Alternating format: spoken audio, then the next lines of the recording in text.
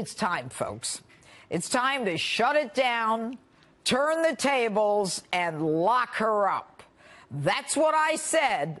I actually said it. Lock her up. The house of cards upon which the Obamas and the Clintons built the Trump-Russia connection collapsed yesterday when it was disclosed that the Clinton campaign and the DNC paid $12 million for a dossier to connect Donald Trump to Russia. To circumvent federal election laws, the campaign paid a law firm who then paid a research firm who then paid a former British spy to get dirt on Donald Trump from Kremlin-connected Russians. So why is this important? Now, the FBI had previously worked with this Christopher Steele, who was a British spy, and under Director James Comey, they paid him an additional $50,000 to continue with the research. Now, this dossier was used not only to smear the president, it was used to create a special counsel. It was the basis for congressional hearings, the reason for wall-to-wall anti-President Trump coverage.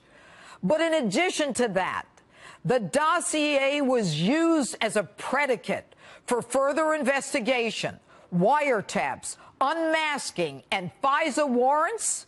And if it was, then whatever was developed as a result is classic fruit of the poisonous tree. Illegal and unusable. Folks, this has been a charade, a wag the dog, where you make up a crime, you accuse the other side of the crime, you call in your friends to prosecute the crime, as your friends collect the cash involved in the very deal-making that is the essence of the crime itself.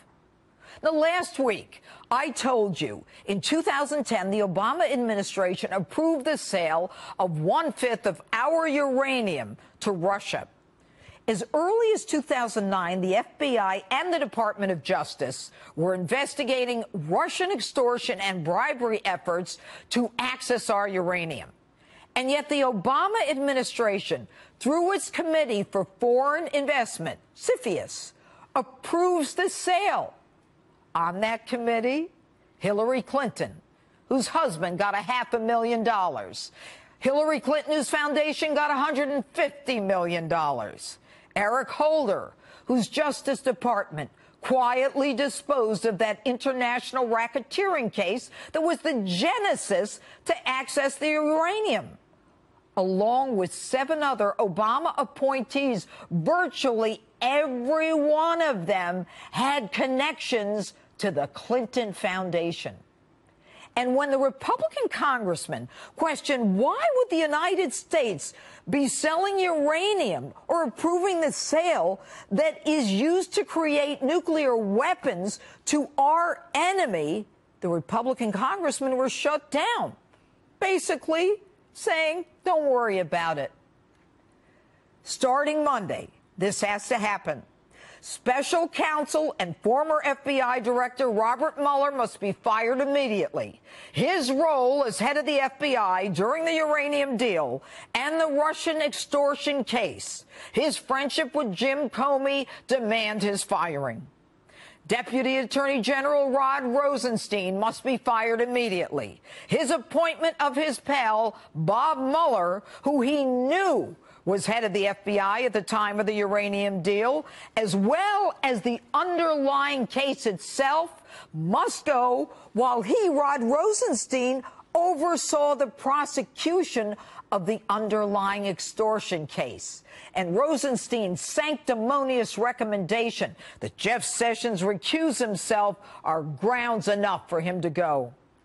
The special counsel's office must be shut down. This is nothing more than a cabal of individuals relying on false evidence to impeach Donald Trump. If there are any charges voted by a grand jury, which we hear there are, that will be disclosed on Monday, the Department of Justice can take over. Jeff Sessions must appoint someone to investigate the uranium deal, the sale of uranium to Russia, who was assisting at that time Iran in Iran's nuclear development has put our national security in jeopardy. A 2010 case. This is long before Donald Trump ever got into the presidential race. And if he doesn't do it, it's time for Sessions to go. I've heard enough of this. I'm not going after the emails. I'm not going after Lois Lerner. I'm not going after Loretta Lynch. And I don't care how many of his swamp pals walk out. Enough of this one hand washes the other establishment nonsense. And Jim Comey, he needs to be the target of a federal criminal investigation for his role in the Hillary Clinton email scandal, writing an exoneration before witnesses were questioned, stepping out of his lane to announce a decision over which he had absolutely no jurisdiction. How much classified information was on his laptop that he leaked to his sources to then leak to the New York Times? And Debbie Wasserman Schultz for lying to Congress about not knowing about the money from the DNC for the Trump dossier. Why did she keep a Pakistani and his family with limited IT experience dress down a Capitol Police chief for questioning that now defendant charged with bank fraud and conspiracy and moving monies out of this country, and for interrupting the democratic process in a presidential election race, steering the nomination from Bernie Sanders to her girlfriend Hillary? And John Podesta for lying to Congress. Andrew McCabe, deputy director of the FBI, must go.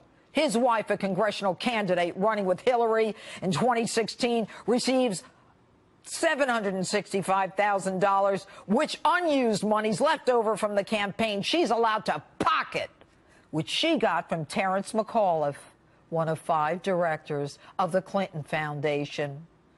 You seeing a pattern here, folks?